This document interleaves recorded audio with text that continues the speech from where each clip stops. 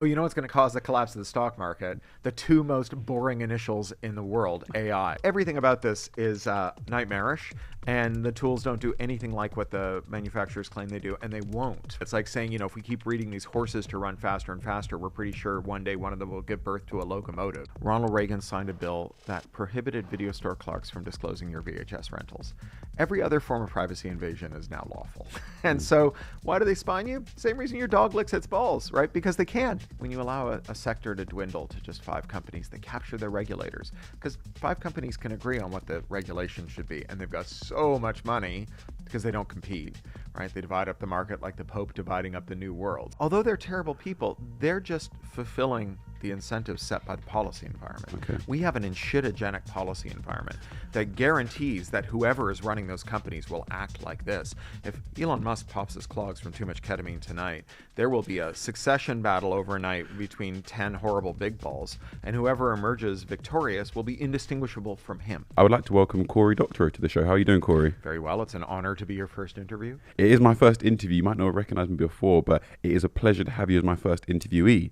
How would you like to introduce yourself to the audience? So I'm a writer and a journalist and a blogger and an activist. I work for a nonprofit called the Electronic Frontier Foundation. I've worked for them for 25 years on digital human rights. I helped found a group here in the UK called the Open Rights Group, which is very similar.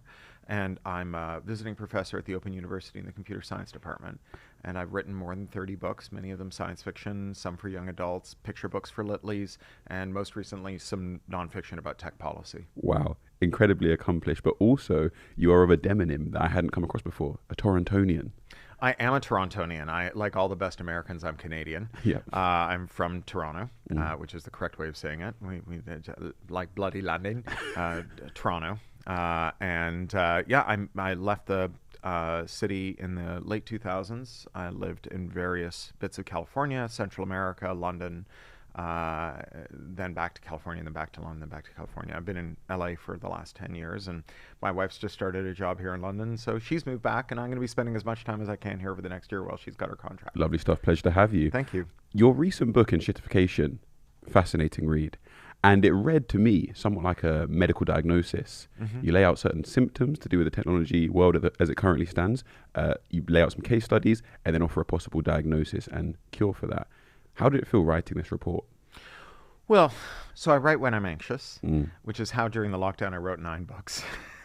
And I have a daily blog. I am the co-owner and I was the co-editor of a website called Boing Boing for about 19 years. I wrote like 55,000 blog posts for them. And then I have my own newsletter now called Pluralistic. And basically I take everything that seems important to me and I write it up for public consumption. And that's imposes a kind of rigor, rather than keeping notes for yourself on a little spiral notebook in your pocket, you have to make sure that strangers can understand it. And it means that you develop ideas very quickly and you figure out what people don't understand and you shave the sharp edges off and you produce something that can be quite digestible. And so I reached a point with this work I'd been doing about enshittification. It had been the subject of a lot of popular notice, but I'd also figured out how to talk about it. And so I knew I'd arrived at a moment where it was time to write a book about it. Okay. And for those at home who maybe haven't come across this wonderful vernacular that you developed of enshittification, the enshittening, disenshittification, how would you surmise enshittification?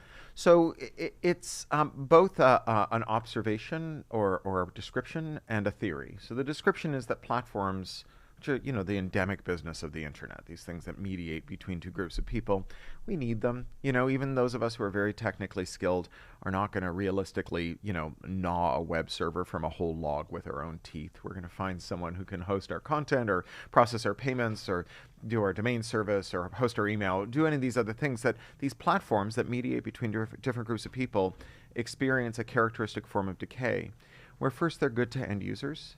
They find a way to lock those users in. Then once they know the users can't readily leave, they make things worse for end users in order to make things good for business customers. And then they lock the business customers in. And when they know they can't leave, they harvest all the value for the executives and the shareholders and turn into a pile of shit. So that's a characteristic pattern. It has something to do with the structure of a platform because as an intermediary, someone who sits between two groups of people, there's lots of opportunities to kind of feather your own nest. When you add digital technology, you can change the rules very quickly, move value around very fast. But it doesn't answer the question why this is happening right now. And that's the other part. That's the theoretical part.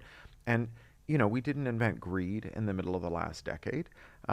Platforms have always been digital. They've always been able to change the rules. So something changed over the last 10 years or so that meant that platforms could go bad or would go bad. And most of the book is about what caused that. Okay. Could you maybe color in that 3-stage process of enshittification, maybe with a case study? Yeah, we can talk about Facebook. I think Perfect. they're the prototype case study there. So Facebook, started off as a thing that you could only access if you're an American college kid. You needed a .edu email address you get from an American university. But in 2006, Mark Zuckerberg wanted to open Facebook up to the general public. He did have a problem, though, which is that everyone who might want social media already had an account on a rival service called MySpace. And so he went to them with a pitch. He said, look, I know you love hanging out on MySpace with your friends, but I don't know if you know this. MySpace is owned by an evil, crapulent, senescent Australian immortal vampire billionaire named Rupert Murdoch, who spies on you with every hour that God sends. No one should be using social media owned by a billionaire, much less social media that spies on you. Come to Facebook, we won't spy on you. We'll just show you the things you asked to see. And so users pile in. That's stage one. But they also lock in. And that's because you love your friends, but they're a pain in the ass. And, if you can't agree on what board game you're going to play this weekend or what movie you're going to see or which pub you're going to go to, you're certainly not going to be able to agree on when it's time to leave Facebook, especially not when there's a couple hundred of you and you're there for a bunch of very good reasons, like you have a rare disease and that's where the support group is, or you emigrated from another country and that's where you talk to the people you left behind, or, it's where your customers or your audience is, or it's just how you organize the carpool for your kids' football team. And so it's very hard to leave. The platform knows it. They turn the screws on you. They make things worse for you to tempt in business customers. So they say to advertisers, hey, remember we told these numpties we weren't going to spy on them. Obviously, we were lying. We spy on them from asshole to appetite. Give us a remarkably small amount of money. We will target ads to them with exquisite fidelity. And because we're such, prideful artisans, we're going to have a whole building full of engineers who are just going to make sure there's never any ad fraud. So when you give us £1 to show an ad to a user, we're going to stuff that ad right in that user's face. Then they go to publishers and they say, do you remember we told these fools we were only going to show them things they asked to see? Obviously lying then too. If you put your own content on our website with a link back to it, just an excerpt, we will shove that into the eyeballs of people who never asked to see it. Some of them will click your link and you'll get free traffic. So the business customers, they lock in too. They become addicted to us, the customers who are holding each other hostage. And then Facebook turns the screws to them. Advertising fidelity goes through the floor, prices go through the roof, ad fraud explodes. In 2017, Procter & Gamble zeroed out its $200 million per year advertising spend and saw a 0% drop in sales because to a first approximation, no one saw the ads. They're just disappearing down the fraud hole. Publishers had to put longer and longer excerpts from their website just to be shown to their subscribers, much less to have that stuff recommended to people. Eventually, it's fully substituted for their own website. No one's clicking a link, and it doesn't matter because if you put a link back to your own website, Facebook will downrank the content because the link, quote, might be malicious. And so now you have all the value being harvested from publishers and advertisers, from end users, and the platform is really terrible. But it's a brittle equilibrium because the difference between I hate Facebook, but I can't seem to stop using it, and I hate Facebook, and I'm never going to use it again, it's pretty thin. So you get a live stream mass shooting, people bolt for the exits, and then investors don't like the looks of it. They down rank the stock. The company panics, but being technical people, they have a technical term, they call it pivoting.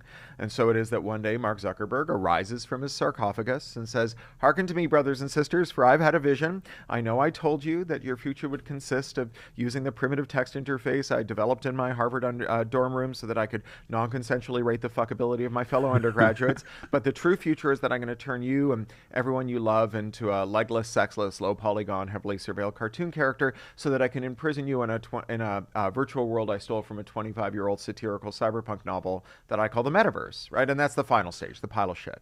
Okay. So we've got to the pile of shit stage. Understood. Yeah. And it feels like this is quite an endemic problem for technology companies. But you're not a nihilist in this sense. You believe that things used to be better. And I feel a lot of us feel this way about loads of things in the world, but Sure. definitely when it comes to technology, I wasn't old enough to experience the college dorm room days of Facebook. But could you maybe characterize how the internet and technology used to be better? So what used to be different was not that people had venal impulses or that they made mistakes. What used to be different was that when they made mistakes, they were punished. When MySpace sucked, we could leave for Facebook. Partly that was because when Mark Zuckerberg was luring users off of MySpace, he didn't just say, oh, come and enjoy our privacy policy, read it in smug satisfaction all alone while you wait for your friends to come and join you. He gave them a bot. And you gave that bot your login and password for MySpace. It would go to MySpace several times a day, scrape everything waiting for you on MySpace, put it in your Facebook feed, and you could reply to it, and it would push it back out. And so this meant that you didn't have to choose between your friends and a superior platform. But, the expansion of IP law over the last 20 years has meant that if you try to do that to Facebook, they'll nuke you till you glow. And it's not just IP law that changed, that made those old days become worse, where we had technological self-determination, where we were able to leave a platform if we didn't like it. And what you mean by that is if today someone wanted to take all of that information from Facebook to a new social media platform, they would use IP law to kill you, right? They would say, oh, you violated anti-circumvention law, which is a law that says that if you change how a product works without permission, it's illegal, even if you're doing it for a lawful purpose. They'd say you violated our trademarks, our copyrights, our patents, our trade secrets, that you are a tortious interferer with the contracts our users entered into, and so on. It's sauce for the goose. It's never sauce for the gander. When they do it to you, it's progress. But if you do it to them, it's piracy. Every pirate wants to be an admiral, right? And so they have figured out how to stop you from doing this. But not only that, they've also figured out how to neutralize competitors in other ways. So we stopped enforcing competition law, what the Americans call antitrust law. And for a couple of decades, companies have just been allowed to buy their competitors. Facebook buys Instagram and WhatsApp. Google buys everything. Google has had like one successful consumer product, and it was in the last millennium when they made a search engine. Almost everything they've made for public consumption since has failed. All their successful products are things they bought from someone else. This is not Willy Wonka's Ideas Factory.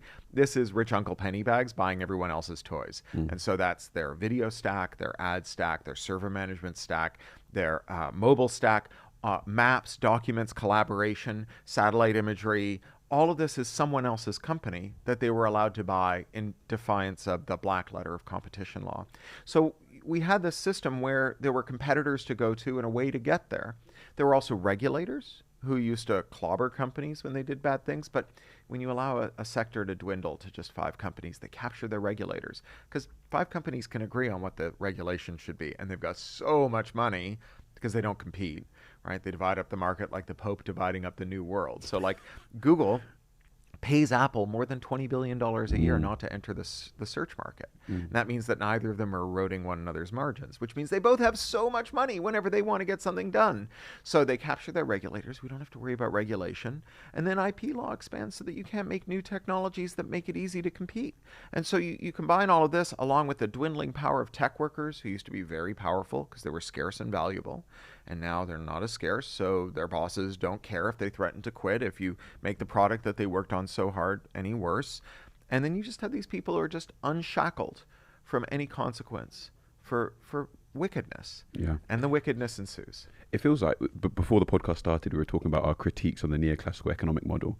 But I maybe want to frame it in some more classical terms. It feels that these big tech companies who have benefited from a competitive marketplace to produce these great products are now sort of solidifying themselves with totally anti-competitive practices and being allowed to do so by governments. How does this regulatory capture occur, and what can governments do? What power do they have to resist it for these tech behemoths? Well, regulatory capture can happen in lots of ways. You can just have a regulator who's bad at their job, or venal and accepts favors or promise of a job or what have you. But regulatory capture, the likelihood of it goes way up when the number of firms in a sector goes way down. If you remember, you may be too young for this, but in the early part of this century, we had what we called the Napster Wars, where you had peer-to-peer file sharing software, and the media companies really didn't like it. The media companies were, relative to the tech industry, even then, quite small. They were about 2 orders of magnitude smaller than tech, but there were only 7 media companies, and there were like 200 tech companies. And so whenever there was like some area of dispute in front of a regulator, or when they were lobbying for a bill in a parliament somewhere, the 7 companies that comprise the media would always say the same thing, and they'd spend money to make sure everyone heard it. The tech companies would be knifing each other in the back because they were a rabble. You could always find some Vichy nerd who would hive off and say, no, the media companies are right. They're the fundamentals of competition. Yeah. And so the lesson we took from this was not that we needed to shatter the media companies. It was that we needed to consolidate tech. And that's what we have. Now there's only like 5 media companies, and there's 5 giant websites all filled with screenshots of text from the other 4, right? So we've ended up in the same position. You know, it's you look from the pigs to the men and the men to the pigs, and you can't tell the difference, to give you some concrete examples of how this works. There's a big, highly consolidated commercial surveillance industry. And its epicenter is America, where commercial spying is rampant. One of the reasons we have commercial spying, in fact, I think the main reason we have commercial spying in America, is that it's not illegal to spy on people. The last time America updated its consumer privacy law federally was in 1988. Ronald Reagan signed a bill that prohibited video store clerks from disclosing your VHS rentals. Every other form of privacy invasion is now lawful. And so why do they spy on you? Same reason your dog licks its balls, right? Because they can, right? And we just haven't told them not to. But that's because every time anyone tries to pass a new federal privacy bill, the commercial surveillance industry shows up and clobbers it. And in case you're feeling smug here in the United Kingdom about how great we are with our own regulations, the UK actually does have a historically very muscular and effective competition regulator, the Competition and Markets Authority down at Canary Wharf. But in January, the head of the Competition and Markets Authority, who had overseen part of this 5-year period where they'd done more in 5 years than they'd done in 50, it was this amazing moment in competition enforcement here in the UK. That guy, Marcus Bokerink, was fired by Keir Starmer and replaced with a guy called Doug Gurr. And if that name rings a bell, it's because he used to run Amazon UK. Can't write that. And now he is in charge of the Competition and Markets Authority. And again, that may sound bad, but in Ireland, they fired the data commissioner and replaced him with a new data commissioner who used to work for Meta. So Meta is headquartered in Dublin. It maintains the pretense that it's Irish, so it doesn't have to pay tax. And all privacy cases involving Meta properties start in Dublin. And the privacy commissioner is an ex-Meta employee, but it gets worse. So you may have heard of a woman called Sarah Wynne Williams, who wrote a book called Careless People about her time being the first international head of Facebook, where she was their representative to the world's governments. And she wrote a book explaining how awful Facebook was called Careless People. Facebook, because she signed a non-disparagement clause, has now sued her for $111 million because she is never allowed to criticize Facebook ever under the terms of her contract, not even in her own home. Now, this is a standard contract that every Meta employee signs. And Johnny Ryan, the great Irish privacy activist, has written about the fact that this Meta employee, who is now the head of the Irish Data Commissioner, is legally not allowed to criticize Meta. So that's what regulatory capture looks like. Okay, that is very strict regulatory capture. I couldn't imagine any more captured than that. So in layman's terms, I think we understood the 3 stages of enshittification, where companies do good by their consumers, they do good by their the advertising companies, and once they've trapped both sides of the market, they then extract value. Not just advertisers, though. Amazon does this with merchants. Uber did it with drivers, and so on. And it feels like perhaps the problems are sort of lack of competition and protection of IP laws or data lock-ins. And there's a word you use, interoperability, which the word that was more common to me was this idea of jailbreaking. Could you explain this as sort of a remedy within your diagnosis? Well, they're related ideas. So interoperability broadly is just 2 things that work together. You know, this little foam sock on the mic doesn't have to come from the company that made the mic. The shoelaces in your shoes don't have to come from the shoe company. The light bulbs in the light socket can come from anyone. So interoperability it's a very important feature of how our world works. It'd be a very difficult world if everything was a different size and shape. Imagine trying to buy sheets if every mattress was a different size. So interoperability, standardization, very common. But there's more than one kind of interoperability. There's the kind where you have a standard and everyone adheres to it. And then there's my favorite kind, which is adversarial interoperability. And that's when someone doesn't want you to change the product because they're screwing you in some way, and you change it anyway. And with digital technology, adversarial interoperability comes standard with the package, because a computer is, in computer science terms, something called a Turing-complete universal von Neumann machine. And that's Turing as in the guy on the 50-pound note, right? Alan Turing. And what all of that computer science jargon means is that the only computer we know how to make is a universal engine that can compute every valid program, or to put it in much more familiar terms, if someone installs a 10-foot pile of shit in a program that you rely on, a programmer can give you an 11-foot ladder. And what could be that 10-foot pile of shit? So, for example, your printer might be modified by the manufacturer, designed by the manufacturer, so that it only takes the original ink, the what's called OEM ink, original equipment manufacturer ink. So HP ink, right? HP is one of 4 companies that have cornered the inkjet market. They've raised the price of ink collectively across these 4 firms to about $10,000 a gallon, making it the most expensive fluid you can buy as a civilian. You know, what that means is that it would be cheaper to print your grocery lists with the semen of a Kentucky Derby winning stallion.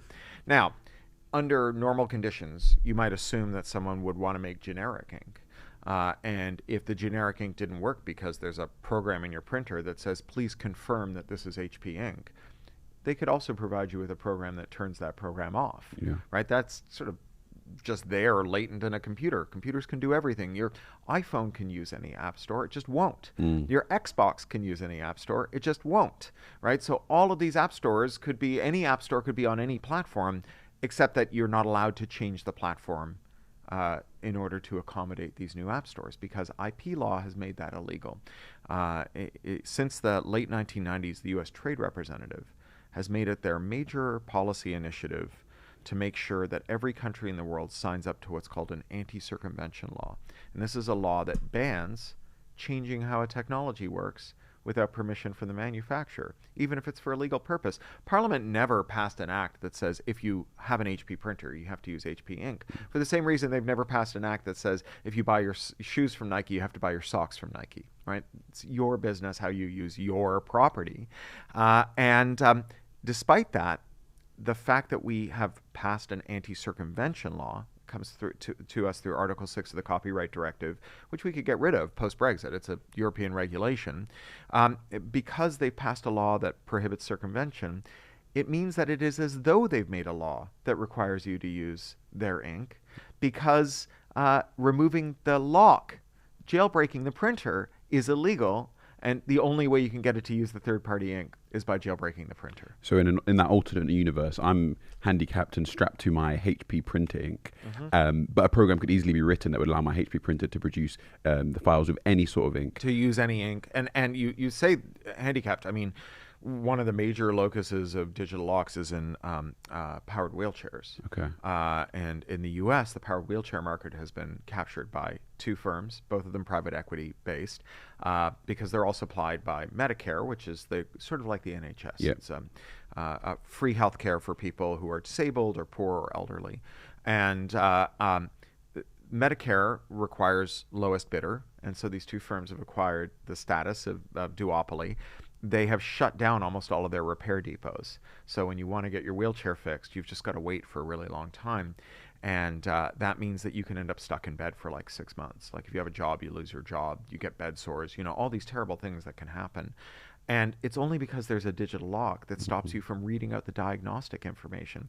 That's also there in your car. Yeah. You know, your mechanic has to pay $10,000 per manufacturer per year to turn your check engine light into a diagnosis, into a thing about your engine. And that's only because no one can make an independent diagnosis tool that just plugs into what's called the CAN bus, which is the central computer of your car, and tells them what's wrong with it. So these are all businesses, right? You could easily imagine if you're going on Dragon's Den, you could say, well, look, there's however many mechanics in the world. I reckon that on average they pay $25 or 25 pounds a month to have a tool that diagnoses every car. My plan is I'm going to buy one of each car. I'm going to hire computer scientists to look at the software in it. Every time there's a new software update, I'm going to reverse engineer it. I'm going to push those updates to every mechanic on an ongoing basis. It's 25 pounds a month per mechanic in the world forever, right? That's a easily fundable business. Yeah, and I think we talk about the Turing Universal von Neumann machine, and one thing that I'd love you to get across is how every single interaction we have with a digital media interface, whether it be in our car, whether it be in our wheelchairs, whether it be on our TV, the same thing is going on underneath. So here's a problem that stretches throughout and can be solved throughout. That's right. Yeah, I mean, look, everything we use is just a computer in a fancy case. A Boeing 747 is a computer in a fancy case. Your car is a computer in a fancy case. Your smart speaker, your smart TV, your phone. They're all computers, and they can all run every program, which means that manufacturers can reach in and change the deal. I sometimes call it the Darth Vader MBA, right? Okay. I'm altering the deal, pray I don't alter it further. So you buy a device that does 5 things, and after a while the manufacturer observes that one of those things is something you like an awful lot. You use it all the time because it's sending continuous telemetry to the manufacturer. They take away that one feature and they make it an upsell, and you've got to pay them to use that feature from then on, right? That's something that you see in cars. You know, your Tesla cars, some of them now have battery subscriptions where even though the battery might take you, say, 200 miles, it will only let you drive 100 miles unless you pay a subscription, because half the charge is a subscription charge. Mercedes is doing this with their accelerator pedals, where you have to pay a subscription to get all the revs your engine is capable of. In your book, the Adobe Pan-On one was insane. Yeah, so Pantone is how... Pantone. It's okay. Pantone is how... a designer specifies a special ink, so not one of the 4 standard inks that's in a printer, the blue, the yellow, the purple, and the black. But you know, if there's like this color here, this bright orange, for example, that would be a Pantone color. Tried very unsuccessfully to convince my wife to let me paint the bedroom this color. I want walls I can see through my eyelids. Lovely. Or, you know, a glow-in-the-dark color or a metallic ink or any of these other things. They're all special colors. And when you sit down with a print designer, they pull out a book of swatches, like when you go to the paint store and they show you the paint swatches. And then you choose one. You can't really show it on the screen. The screen isn't capable of displaying those colors, but it displays a near match. And then when it goes to the print shop, they know, okay, we need to fit like a 5th pot of ink to the printer with the metallic orange or whatever it is. And so every print designer absolutely relies on this. And it used to be that if you bought Adobe products, they'd come on a floppy disk or a CD-ROM, and you install them on your computer, and they'd send you updates from time to time, or maybe eventually you could download those updates. But the software was a thing that ran on your computer. These days, the software runs in your browser. It's a thing called Adobe Creative Suite. You pay a monthly subscription forever. One day, Adobe announced, by the way, we've decided not to pay Pantone the licensing fee anymore. That's you now. It's $21 a month forever. And if you don't pay the license fee, we are going to turn all the Pantone colors in your saved images, your entire portfolio, your life's work, we're going to turn them black. We're going to just steal the color out of your entire portfolio. It feels like the very fundamentals of ownership have changed under our noses. Yeah, you know, it's funny because there is this idea of what ownership means, that if you are a, you know, fully signed up conservative, you should believe in. If you do a property law class at any university, they'll give you a set text, Blackstone on property, and it defines properties from the 18th century. It defines property, or maybe it was the 17th. Don't worry. Yeah, it defines property as that which a man enjoys sole and despotic dominion over to the exclusion of every other man in the universe. Okay. Right? Or maybe he says person. I think one of those he says person, but it's close enough. Right? So, like, the idea that if you sell me a phone and you'd prefer I use your app store, that's a you problem, right? That is not a me problem. And, you know, Apple's argument here is, oh, well, we've been selling iPhones for 10, 15 years. How can it have escaped your notice that if you buy an iPhone, you're supposed to use our app store? Did you not read all the terms and conditions? Well, but no, they're like, no, you know it. We had these ads. But you should have just bought something else, right? And my rejoinder is, we have had property rights for at least half a millennium in this form, this sole and despotic dominion. It can't have escaped your notice that when I buy a thing, it belongs to me. And if you're so fragile that you become emotionally dysregulated at the thought of me using my property in a way that is beneficial to me at your expense, maybe you're in the wrong business. I think a question I have for you then, that a lot of our viewers at home will be wondering, is it feels like the powers that have enshittified our technological environment, the behemoths of the tech world, government, regulatory capture, are so great that what on earth can we do? How can we disenshittify? Well, I think we have to decompose those things, right? So it's not just the tech companies. Tech companies are very powerful, obviously. But although their leaders are horrible, ketamine-addled Zuckermuskian failures, it allegedly. You cannot be a big name in Silicon Valley. They might not like you there. Yeah, but although they're terrible people, they're just fulfilling the incentives set by the policy environment. Okay. We have an enshittigenic policy environment that guarantees that whoever is running those companies will act like this. If Elon Musk pops his clogs from too much ketamine tonight, there will be a succession battle overnight between 10 horrible big balls, and whoever emerges victorious will be indistinguishable from him. Okay. Right? So what we really have to do is think about the policy environment. And what stops the policy environment from being fixed? Well, regulatory capture. These firms are big. They're very powerful. There's a joke from Eastern Canada whose punchline is, if you wanted to get there, I wouldn't start from here. You know, one of the bedrocks of antitrust enforcement until the Thatcher era was that you stop companies from getting too big.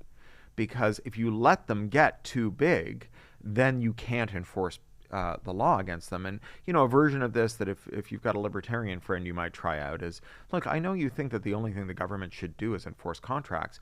How are they going to enforce contracts unless they're more powerful than the companies that are entering into those contracts? The ref has to be more powerful than the players, right? So the smallest government you can have is determined by the largest corporation you're willing to tolerate. So now we are sitting in this world where these corporations are very, very large. And so figuring out how to move the policy needle is hard. But some stuff has changed recently, and it's all thanks to an unlikely hero, Donald Trump. Okay. My friend Joey Davila says, when life gives you SARS, you make sarsaparilla. Donald Trump has done a bunch of things. He's just so kind of politically incontinent that he's created unwittingly the conditions for a revolution against American tech and the creation of a post-American internet. So on the one hand, if you've been thinking about why Britain or Europe adopted an anti-circumvention law that makes it illegal for local entrepreneurs and technologists to compete with American firms by jailbreaking their products and making better ones or improving them, and why consumers in this country would be subjected to this rent extraction, why would our government sign up to that? Well, it's because the U.S. Trade Representative told all of America's trading partners, you'd best sign up to this or there will be tariffs on your exports. So when someone says, you must do as I say, or I'm going to burn your house down, and you do it, and they burn your house down, you don't have to do as they say anymore. So there is now a kind of case being made for walking away from this, because we're already paying tariffs. But it's not the entirety of the case, because even as Donald Trump has been undoing the kind of evil ministrations of the U.S. Trade Representative for the last 25 years, one of the most effective forms of economic imperialism in human history, just destroyed at the stroke of a pen by a man who doesn't understand anything except how to rile up a racist hate mob. At the same time, he's made it clear that America doesn't have trading partners, it doesn't have allies, it has rivals and adversaries, and that war will be carried out with tech platforms, that if he doesn't like what you do, he's going to order Microsoft to take away your ministry, right? This is what happened to the International Criminal Court when Karim Khan, the chief prosecutor, swore to complaint against Benjamin Netanyahu for genocide. Donald Trump denounced him, and Microsoft obliged him by shutting down Karim Khan, the chief prosecutor of the International Criminal Court, his online accounts. He lost all the working files. He lost all his email. He lost his diary. He lost his address book. So every ministry, every government, every firm in the world that's not American is now trying to figure out, how the hell do I get off of the American platforms before they're yanked out from under me? And it doesn't stop there, because, you know, there's lots of things connected to America's cloud. Do you remember these Russian looters stole these Ukrainian tractors, and they showed up in Chechnya? Yeah. Because they're all low-jacked. You can see where they are. And the John Deere company pushed a kill signal to them, and they shut down forever. Well, it's a great comeuppance. But it does mean that every John Deere tractor in the world can be shut down by John Deere, which is more or less every tractor in the world because they have a monopoly. And John Deere answers to Donald Trump now. You know, we used to be told if we let Huawei into our telecommunications infrastructure, China will be able to shut down our cell phone towers. They actually can. It's a thing we should be interested in. But so can Trump do this to our tractors. And in both cases, we have one answer, which is to legalize jailbreaking, which is a thing that would benefit entrepreneurs and consumer rights advocates and privacy advocates and labor advocates. And then we replace the software in all of these devices that the Americans and the Chinese have provided us with open source software that every government in the world, every country in the world can contribute to and improve, because we all have an interest in making sure that this software is open and transparent and functional. And that allows us to do economic development, industrial policy, to lower prices and create consumer surpluses. You're worried about the cost of living crisis, right? Well, what about the fact that there's an economy-wide tax of 30% on every pound you spend in an app that gets sucked into Cupertino by Apple or into Mountain View by Google? And I think even, maybe that's my question, books like this are entirely revelatory in how they change your perspective on something. So often it's really useful to simplify it to what might one of our viewers' day-to-day life look like in a disenshittified world. Because more than before the enshittification, we're dealing with tech in every instance, when we tap in our Oyster cards to when we're sat here in front of these lovely cameras. What might my day-to-day look like in a disenshittified world? So you have to imagine a kind of hybrid, right? We had an old good internet. If you're of a certain age or proclivity, you'll know what that was like. It was where whenever you wanted to log in, the modem would scream in agony, and then you'd get a text prompt, right? And it had serious demerits, the largest of which was that your normie friends couldn't figure out how to use it. And so it was a party that a lot of people you wanted to hang out with couldn't attend. But it did have this enormous benefit, which is that it had a high degree of technological self-determination. If something didn't work the way you wanted it to, either you could fix it or someone could fix it for you. And so it wasn't that it was perfect. It wasn't that the people who made products had brilliant insights that were perfect from the outset. It was that things were perfectible. They could be adapted to circumstances. And then we got Web 2.0, where a lot of that stuff that used to self-host or that would come from a small firm or that would require a certain amount of technological knowledge just became very easy. We got this kind of grease slide into the platforms, MySpace, Facebook, and so on. It just got really easy. Think about how easy it is to make a video with TikTok, right? If you remember Musical.ly, when those video editing tools came out, it was kind of revelatory. I didn't know it could be this easy. I used to be the CIO of a documentary film house. I used to manage $1 million Avid suites. And I'm looking at these tools and I'm like, God, these are amazing. But the problem is that although there's a grease slide to get into these platforms, it's a greased pole to get out of them. And so if the platform doesn't work for you, you have to choose between the benefit you get from the platform and the benefit you would get from leaving. You can't eat your cake and have it too. So imagine the fusion of those two. All that simplicity, all that ease of use, all of that user-friendliness that lets everybody play. Because, we don't just make goofy videos on the internet. It's where we do our civics and our politics. It's where we get our jobs, and it's how we do our education. It's how we fall in love. It's how we stay in touch with our families. It's how we take care of our health. So it's a place for everyone. But if something doesn't work for you, then you or someone who cares about you can fix it. On a more fundamental level, would disenshittification on a regulatory level cause the collapse of the stock market? No, you know what's going to cause the collapse of the stock market? The two most boring initials in the world, AI. Okay. You have these companies that have already spent $700 billion in capital expenditures. They've committed another $1 trillion. Their annual income is worldwide across all firms $60 billion. But it's not actually $60 billion, because at least $10 billion of that is the $10 billion that Microsoft gave to OpenAI and OpenAI gave back to Microsoft. Then you have the Magnificent seven firms whose shares are a third of the S&P 500, which is like the FTSE 500. They just pass around that $100 billion IOU over and over again and book it as revenue.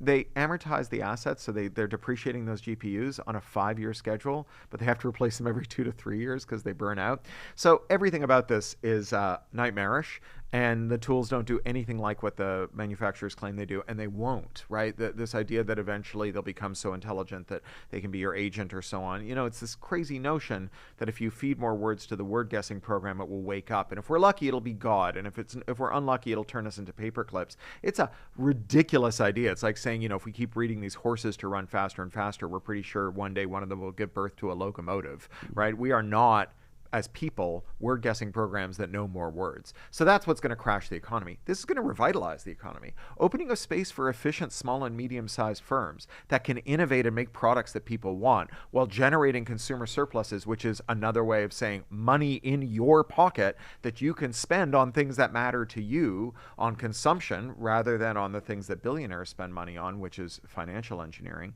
That's going to be great for the economy. There's one concern I have, and I would like you to put me at ease. But it feels like as digitization has expanded into all areas of our life, these tech giants have really married themselves with state intelligence and with state capacity, such that they governments themselves gain a lot of benefit from that data They sure capacity. do. How can we disentangle those? Well, so I think at this moment, Donald Trump is doing this for us Okay. by saying the quiet part aloud, as he does so often, and saying to governments, well, you might get some benefit from using Facebook or Twitter or whatever, but ultimately, if you and I have a dispute, I'm going to yank the rug out from under you, right? So there's a certain amount of that. But, you know, like, let's be historical here. The origins of the modern competition movement, the antitrust movement, are in the 1890s. Started with farmers who were angry at railroads, who basically got to decide what their crops were worth, right? So imagine you're bringing your grain to market, and the train company, the railroad, knows that they're their only way to get it, and they know you expect to make 100 pounds from that shipment. Because you have no other way to get it to market, they can charge you 99 pounds and 99p on the assumption that you will still do it. So the farmers were starving to death. And there was this violent movement, an uprising. If you think that people in Trafalgar Square with Starmer the Farmer Harmer jackets on are scary, you should have seen the Grangers, right? This is like burning effigies stuff. We got these antitrust laws, and they were immediately turned around to be used against the richest man in the history of the world, a guy called John D. Rockefeller, started Standard Oil. It ended with Standard Oil being broken up. And John D. Rockefeller had power that dwarfs even Elon Musk's. And he was, talk about critical to national security and the interests of the state. And he, bailed out the country during a financial crisis, right? And oh no, I'm sorry, that was J.P. Morgan. I beg your pardon. And he, so he had all this power, and then he used it to attack governments all over the world. It wasn't just America that he was draining the coffers of. He controlled all the ports in Germany, and so there's a competition case in Germany against him over the ports, and there's a competition in a case in America about the oil refineries. But the thing is, that was a different scam. And so there were two different enforcement actions, and they couldn't collaborate. The tech giants do the same thing to every person in the world. And so when you get the Competition and Markets Authority down at Canary Wharf using its investigatory powers to reveal the depravity of Google and Apple's payment processing system, the European Commission picks up that report and uses it to draft the Digital Markets Act and the Digital Services Act and bring enforcement cases against Google and Apple, which are then translated into South Korean and Japanese and brought in their courts to extract giant settlements from Google and Apple there. So we have the possibility for governments all over the world to collaborate, and collectively those governments are much larger than even the biggest tech companies. Okay, understood. I want to color it with an example, quite an upsetting example that people at home will be maybe familiar with, the Horizon scandal in the post office that you essentially predicted in a way, which is where a lot of sub-postmasters were prosecuted and had their reputations dragged through the mud because of what was perceived corporate wrongdoing. Could you explain how Enshittification perpetuated that scandal? Well, it's not an exact one-to-one correspondence, but there's sort of enshittificatory elements that contributed to it. For example, the argument was that the algorithm couldn't have lied. Right, and yet the algorithm wasn't available for inspection, so they basically used it as an oracle. Right, they came in and they said, well, we've made this inscrutable, uninterrogatable system. It has looked at the sums and it has determined that you're a criminal, and that was used to convict people. This idea that numbers don't lie is absurd. Numbers lie all the time. We have this iron law in computer science. We abbreviate it GIGO. It stands for garbage in, garbage out. So if you've got a crummy algorithm with crummy data, you're going to have crummy conclusions. If you think about the way that unaccountable algorithms operate in our lives today, think about a gig worker. So a gig worker, it's a very strange place to be an Uber driver, say. So nominally, you don't have a boss. No one is your boss, and yet you can still be fired.